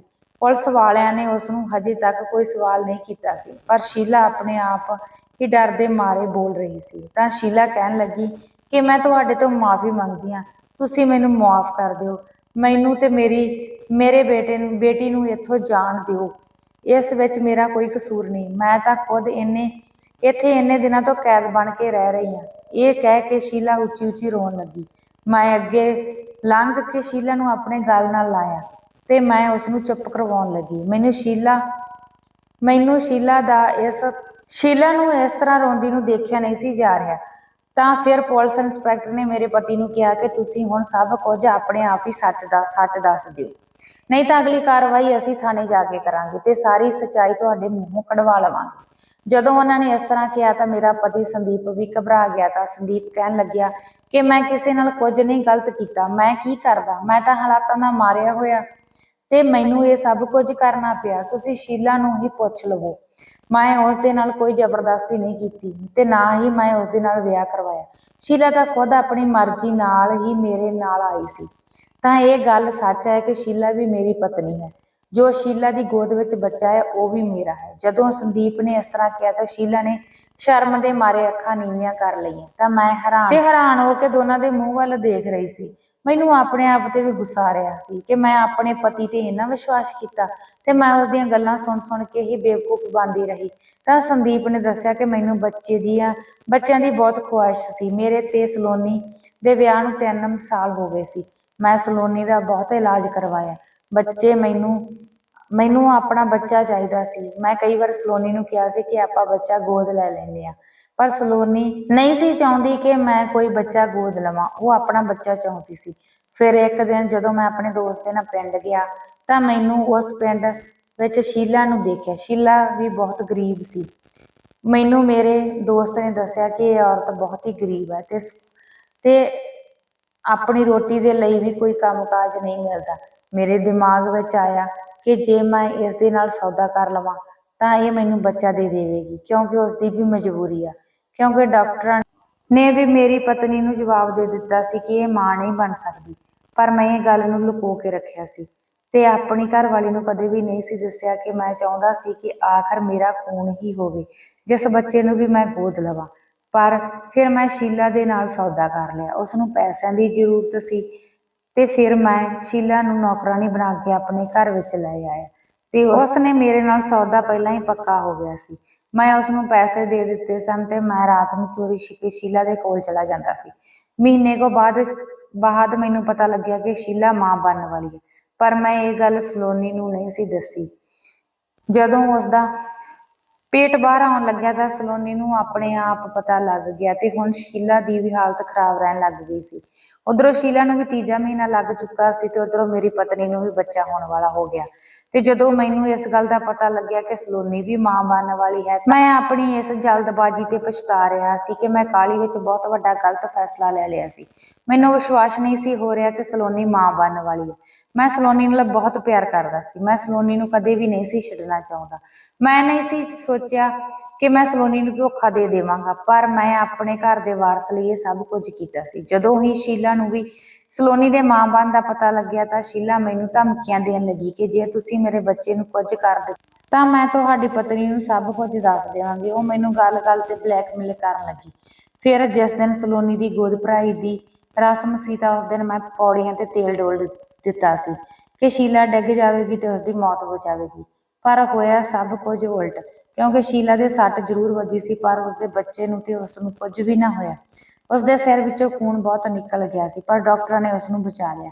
ਜਦੋਂ ਸ਼ੀਲਾ ਜਿਉਂਦੀ ਸੀ ਤਾਂ ਮੈਂ ਚਾਹੁੰਦਾ ਸੀ ਕਿ ਮੈਂ ਉਸਦੀ ਮੌਤ ਦੀ ਖਬਰ ਸਲੋਨੀ ਨੂੰ ਦੱਸ ਦੇਵਾਂਗਾ ਤੇ ਸਲੋਨੀ ਨੂੰ ਇਸ ਤਰ੍ਹਾਂ ਲੱਗੇਗਾ ਕਿ ਸ਼ੀਲਾ ਇਸ ਦੁਨੀਆ ਵਿੱਚ ਹੀ ਨਹੀਂ। ਪਰ ਜਦੋਂ ਰਾਤ ਹੁੰਦੀ ਸੀ ਤਾਂ ਸ਼ਾਂਤ ਮਾਹੌਲ ਵਿੱਚ ਬੱਚੇ ਦੇ ਰੋਣ ਦੀ ਆਵਾਜ਼ ਬਾਹਰ ਆਉਂਦੀ ਸੀ। ਮੈਂ ਸ਼ੀਲਾ ਨੂੰ ਤੇ ਉਸਦੇ ਬੱਚੇ ਨੂੰ ਅੰਦਰ ਕਮਰੇ ਵਿੱਚ ਬੰਦ ਕਰਕੇ ਰੱਖਿਆ ਸੀ ਤਾਂ ਕਿ ਕਿਸੇ ਨੂੰ ਕੋਈ ਇਸ ਬਾਰੇ ਪਤਾ ਨਾ ਲੱਗੇ।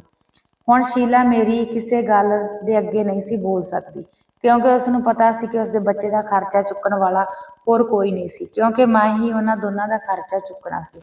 ਉਹ ਬਹੁਤ ਜ਼ਿਆਦਾ ਗਰੀਬ ਸੀ ਕਿਉਂਕਿ ਉਸਦਾ ਅੱਗੇ ਪਿੱਛੇ ਕੋਈ ਨਹੀਂ ਸੀ, ਉਹ ਇਕੱਲੀ ਸੀ। ਜਦੋਂ ਸੰਦੀਪ ਨੇ ਇਹ ਸਾਰੀ ਸੱਚਾਈ ਮੈਨੂੰ ਦੱਸੀ ਤਾਂ ਮੈਨੂੰ ਸੰਦੀਪ ਤੋਂ ਨਫ਼ਰਤ ਹੋਣ ਲੱਗੀ। ਪੁਲਿਸ ਨੇ ਧੋਖਾਧੜੀ ਦੇ ਕੇਸ ਵਿੱਚ ਮੇਰੇ ਪਤੀ ਸੰਦੀਪ ਨੂੰ ਗ੍ਰਿਫਤਾਰ ਕਰਨਾ ਚਾਹੁੰਦੀ ਸੀ, ਪਰ ਫਿਰ ਮੈਂ ਤੇ ਸ਼ੀਲਾ ਨੇ ਇਸ ਕੇਸ ਨੂੰ ਵਾਪਸ ਲੈ ਲਿਆ ਤੇ ਇਸ ਲਈ ਪੁਲਿਸ ਨੂੰ ਸੰਦੀਪ ਨੂੰ ਛੱਡਣਾ ਪਿਆ। ਪੁਲਿਸ ਨੂੰ ਨਿਰਾਸ਼ ਹੋ ਕੇ ਖਾਲੀ ਹੱਥ ਵਾਪਸ ਜਾਣਾ ਪਿਆ। ਜਦੋਂ ਪੁਲਿਸ ਚਲੀ ਗਈ ਤਾਂ ਸ਼ੀਲਾ ਮੇਰੇ ਅੱਗੇ ਹੱਥ ਜੋੜ ਕੇ ਮੇਰੇ ਤੋਂ ਮੁਆਫੀ ਮੰਗਣ ਲੱਗੀ ਤੇ ਕਹਿੰਦੀ ਕਿ ਮੈਡਮ ਜੀ, ਤੁਸੀਂ ਮੈਨੂੰ ਮੁਆਫ ਕਰ ਦਿਓ। ਇਸ ਦੇ ਵਿੱਚ ਇਕੱਲਾ ਸਾਹਿਬ ਦਾ ਕੋਈ ਕਸੂਰ ਨਹੀਂ, ਇਸ ਦੇ ਵਿੱਚ ਮੇਰਾ ਵੀ ਕਸੂਰ ਆ, ਕਿਉਂਕਿ ਮੇਰਾ ਮਨ ਬੇਈਮਾਨ ਹੋ ਗਿਆ। ਮੇਰੇ ਕੋਲ ਰਹਿਣ ਲਈ ਕੋਈ ਘਰ ਨਹੀਂ ਸੀ ਤੇ ਨਾ ਹੀ ਮੇਰੇ ਕੋਲ ਖਾਣ ਲਈ ਕੋਈ ਪੈਸੇ ਸੀ ਤੇ ਨਾ ਹੀ ਮੈਨੂੰ ਪਿੰਡ ਵਾਲੇ ਕੋਈ ਕੰਮ ਦਿੰਦੇ ਸਨ, ਕਿਉਂਕਿ ਮੈਨੂੰ ਸਾਰੇ ਹੀ ਮਨਹੂਸ ਸਮਝਦੇ ਸੀ, ਕਿਉਂਕਿ ਮੇਰੀ ਛੋਟੇ ਹੁੰਦਿਆਂ ਹੀ ਮਾਂ ਪਿਓ ਦੀ ਮੌਤ ਹੋ ਗਈ ਸੀ ਤੇ ਜਦੋਂ ਮੇਰਾ ਵਿਆਹ ਹੋਇਆ ਤਾਂ ਮੇਰੇ ਪਤੀ ਦੀ ਮੌਤ ਹੋ ਗਈ। ਮੇਰੇ ਸਹੁਰਿਆਂ ਨੇ ਮੈਨੂੰ ਘਰੋਂ ਕੱਢ ਦਿੱਤਾ। ਇਸ ਕਰਕੇ ਸਾਰੇ ਪਿੰਡ ਵਾਲੇ ਮੇਰੇ ਤੋਂ ਨਫ਼ਰਤ ਕਰਦੇ ਸਨ ਤੇ ਮੇਰੇ ਤੇ ਹੀ ਇਲਜ਼ਾਮ ਲਗਾਉਂਦੇ ਸਨ ਕਿ ਮੈਂ ਆਪਣੇ ਪਤੀ ਨੂੰ ਆਪ ਮਾਰਿਆ, ਪਰ ਮੈਂ ਇਸ ਤਰ੍ਹਾਂ ਦੀ ਨਹੀਂ ਸੀ। ਮੈਂ ਤਾਂ ਕਿਸਮਤ ਦੀ ਮਾਰੀ ਸੀ।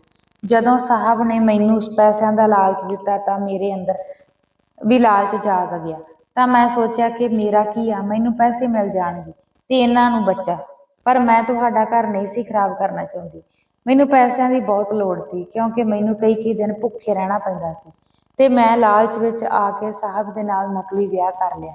ਮੈਂ ਤੁਹਾਡੇ ਨਾਲ ਕੋਈ ਦਖਲਅੰਦਾਜ਼ੀ ਨਹੀਂ ਕਰਨਾ ਚਾਹੁੰਦੀ। ਤੁਸੀਂ ਆਪਣੀ ਜ਼ਿੰਦਗੀ ਵਿੱਚ ਖੁਸ਼ ਰਹੋ। ਮੈਂ ਤੁਹਾਡੀ ਜ਼ਿੰਦਗੀ ਵਿੱਚੋਂ ਹਮੇਸ਼ਾ ਹਮੇਸ਼ਾ ਦੇ ਲਈ ਚਲੀ ਜਾਵਾਂਗੀ। ਮੇਰੇ ਵਿੱਚ ਹੁਣ ਹਿੰਮਤ ਨਹੀਂ ਕਿ ਮੈਂ ਤੁਹਾਡੇ ਸਾਹਮਣੇ ਇਸ ਤਰ੍ਹਾਂ ਰਹਾਂ। ਜਦੋਂ ਸ਼ੀਲਾ ਆਪਣੇ ਬੱਚੇ ਨੂੰ ਚੁੱਕ ਕੇ ਲਿਜਾਣ ਲੱਗੀ, ਮੈਂ ਆਪਣੇ ਪਤੀ ਦੇ ਮੂੰਹ ਵੱਲ ਦੇਖਿਆ ਕਿ ਉਹ ਵੀ ਸ਼ੀਲਾ ਨੂੰ ਰੋਕਣਗੇ, ਪਰ ਉਹ ਵੀ ਨਹੀਂ ਸੀ ਚਾਹੁੰਦੇ ਕਿ ਉਹ ਇਸ ਘਰ ਵਿੱਚ ਰਹੇ। ਮੈਂ ਉਸ ਦਾ ਜਾਂਦੀ ਦਾ ਹੱਥ ਫੜਿਆ ਤੇ ਉਸ ਨੂੰ ਕਿਹਾ ਕਿ ਸ਼ੀਲਾ, ਤੂੰ ਇੱਥੋਂ ਕਦੇ ਨਹੀਂ ਜਾਵੇਂਗੀ। ਤੂੰ ਸਾਡੇ ਨਾਲ ਸਾਡੇ ਘਰ ਵਿੱਚ ਹੀ ਰਹੇਂਗੀ। ਤੂੰ ਤਾਂ ਮਾਸੂਮ ਆ, ਤੈਨੂੰ ਕੋਈ ਸਜ਼ਾ ਨਹੀਂ ਮਿਲਣੀ ਚਾਹੀਦੀ ਤੇ ਇਹ ਮਾਸੂਮ ਬੱਚੀ ਤੁਹਾਡੇ ਦੋਨਾਂ ਦੇ ਕੀਤੇ ਹੋਏ ਕੰਮਾਂ ਦੀ ਸਜ਼ਾ ਭੁਗਤੇਗੀ ਤੇ ਦਰ ਦੀਆਂ ਜਾਂ ਤਾਂ ਇਸ ਨੂੰ ਠੁਕਰਾਂ ਖਾਣੀਆਂ ਪੈਣਗੀਆਂ। ਤੇ ਮੈਂ ਉਸ ਨੂੰ ਕਿਹਾ ਕਿ ਜਿਸ ਨੇ ਇਸ ਦੀ ਗਲਤੀ ਕਰੀ ਹੈ ਉਸ ਨੂੰ ਇਸ ਦੀ ਸਜ਼ਾ ਮਿਲ ਜਾਵੇਗੀ। ਜਦੋਂ ਮੈਂ ਇਸ ਤਰ੍ਹਾਂ ਕਿਹਾ ਤਾਂ ਸੰਦੀਪ ਦੀਆਂ ਅੱਖਾਂ ਸ਼ਰਮ ਨਾਲ ਝੁਕ ਗਈਆਂ। ਸੰਦੀਪ ਨੇ ਮੇਰੇ ਨਾਲ ਤੇ ਸ਼ੀਲਾ ਨਾਲ ਬਹੁਤ ਗਲਤ ਕੀਤਾ ਸੀ। ਮੇਰੇ ਅੱਗੇ ਹੱਥ ਬੰਨ੍ਹ ਕੇ ਸੰਦੀਪ ਰੋਣ ਲੱਗਿਆ। ਮੈਂ ਸੰਦੀਪ ਦੀ ਕੋਈ ਗੱਲ ਨਾ ਸੁਣੀ ਤੇ ਸ਼ੀਲਾ ਦਾ ਹੱਥ ਫੜ ਕੇ ਉਸ ਨੂੰ ਆਪਣੇ ਕਮਰੇ ਵਿੱਚ ਲੈ ਗਈ। ਮੈਂ ਫੈਸਲਾ ਕਰ ਲਿਆ ਸੀ ਕਿ ਜਿੰਨਾ ਚਿਰ ਉਹ ਆਪਣੇ ਇਸ ਬੱਚੇ ਨੂੰ ਸਵੀਕਾਰ ਨਹੀਂ ਕਰਦੇ, ਮੈਂ ਉਹਨਾਂ ਟਾਈਮ ਉਹਨਾਂ ਨੂੰ ਕਦੇ ਵੀ ਮਾਫ ਨਹੀਂ ਕਰਾਂਗੀ, ਕਿਉਂਕਿ ਮੈਂ ਮਤਲਬ ਹੀ ਨਹੀਂ ਸੀ। ਮੈਂ ਜਾਣਦੀ ਸੀ ਕਿ ਇੱਕ ਔਰਤ ਨੂੰ ਕਿੰਨਾ ਔਖਾ ਤੇ ਉੱਪਰੋਂ ਉਸ ਬੱਚੇ ਦਾ ਮੈਨੂੰ ਤਰਸ ਆ ਰਿਹਾ ਸੀ, ਕਿਉਂਕਿ ਉਸ ਬੱਚੇ ਨੂੰ ਤਾਂ ਕੁਝ ਵੀ ਨਹੀਂ ਸੀ ਪਤਾ ਕਿ ਮੇਰਾ ਬਾਪ ਕੌਣ ਆ, ਮੇਰੀ ਮਾਂ ਕੌਣ ਆ। ਮੈਂ ਨਹੀਂ ਚਾਹੁੰਦੀ ਸੀ ਕਿ ਉਸ ਮਾਸੂਮ ਨਾਲ ਨਾ ਇਨਸਾਫ ਹੋਵੇ। ਫਿਰ ਹੌਲੀ ਹੌਲੀ ਇੱਕ ਦਿਨ ਸੰਦੀਪ ਨੇ ਉਸ ਬੱਚੇ ਨੂੰ ਮੰਨ ਲਿਆ। ਫਿਰ ਥੋੜੇ ਦਿਨਾਂ ਬਾਅਦ ਹੀ ਮੈਂ ਵੀ ਮਾਂ ਬਣ ਗਈ ਤੇ ਮੈਂ ਇੱਕ ਬੇਟੀ ਨੂੰ ਜਨਮ ਦਿੱਤਾ। ਜਿਸ ਦਿਨ ਮੇਰੀ ਡਿਲੀਵਰੀ ਹੋਈ ਉਸ ਦਿਨ ਅਚਾਨਕ ਹੀ ਮੇਰੇ ਪਤੀ ਸੰਦੀਪ ਨੂੰ ਹਾਰਟ ਅਟੈਕ ਆ ਗਿਆ। ਉਹ ਬਹੁਤ ਹੀ ਜ਼ਿਆਦਾ ਸੀਰੀਅਸ ਹੋ ਗਏ ਤੇ ਉਹਨਾਂ ਨੂੰ ਹਸਪਤਾਲ ਵਿੱਚ ਭਰਤੀ ਕੀਤਾ ਗਿਆ। ਪਰ 24 ਘੰਟਿਆਂ ਦੇ ਅੰਦਰ ਅੰਦਰ ਉਸ ਨੂੰ ਫਿਰ ਦੂਸਰਾ ਅਟੈਕ ਆਇਆ ਤੇ ਉਸ ਦੀ ਮੌਤ ਹੋ ਗਈ। ਸੰਦੀਪ ਦੀ ਮੌਤ ਤੋਂ ਬਾਅਦ ਮੇਰੇ ਉੱਪਰ ਦੁੱਖਾਂ ਦਾ ਪਹਾੜ ਟੁੱਟ ਪਿਆ। ਹੁਣ ਮੈਂ ਆਪਣੀ ਇਸ ਬੇਟੀ ਦੇ ਸਹਾਰੇ ਹੀ ਜਿਉਂਦੀ ਹਾਂ ਤੇ ਮੈਂ ਦੂਸਰਾ ਵਿਆਹ ਨਹੀਂ ਕਰਿਆ। ਸੰਦੀਪ ਨੇ ਜੋ ਸਾਡੇ ਦੋਹਾਂ ਨਾਲ ਕਰਿਆ ਉਸ ਦੀ ਸਜ਼ਾ ਪ੍ਰਮਾਤਮਾ ਨੇ ਉਸ ਨੂੰ ਆਪ ਹੀ ਦੇ ਦਿੱਤੀ। ਸੰਦੀਪ ਦੀ ਮੌਤ ਤੋਂ ਬਾਅਦ ਸ਼ੀਲਾ ਆਪਣੇ ਬੱਚੇ ਨੂੰ ਲੈ ਕੇ ਆਪਣੇ ਪਿੰਡ ਚਲੀ ਗਈ। ਹਾਂਜੀ ਦੋਸਤੋ, ਅੱਜ ਦੀ ਇਹ ਕਹਾਣੀ ਤੁਹਾਨੂੰ ਕਿਸ ਤਰ੍ਹਾਂ ਦੀ ਲੱਗੀ ਆਪਣੇ ਕਮੈਂਟਾਂ ਰਾਹੀਂ ਜ਼ਰੂਰ ਦੱਸਿਓ। ਜੇਕਰ ਤੁਸੀਂ ਸਾਡੇ ਚੈਨਲ ਤੇ ਪਹਿਲੀ ਵਾਰ ਆਏ ਹੋ ਤਾਂ ਚੈਨਲ ਨੂੰ ਸਬਸਕ੍ਰਾਈਬ ਕਰ ਲਿਓ, ਤਾਂ ਕਿ ਜਦੋਂ ਵੀ ਨਵੀਂ ਕਹਾਣੀ ਪਾਈਏ ਤਾਂ ਸਭ ਤੋਂ ਪਹਿਲਾਂ ਤੁਹਾਡੇ ਕੋਲੇ ਪਹੁੰਚ ਸਕੇ। ਹੋਰ ਕਹਾਣੀਆਂ ਸੁਣਨ ਦੇ ਲਈ ਸਾਡੇ ਚੈਨਲ ਤੇ ਜ਼ਰੂਰ ਆਇਓ। ਮਿਲਾਂਗੇ ਜੀ ਕਿਸੇ ਹੋਰ ਨਵੀਂ ਕਹਾਣੀ ਦੇ ਨਾਲ। ਤਦ ਤੱਕ ਲਈ ਸਤਿ ਸ਼੍ਰੀ ਅਕਾਲ।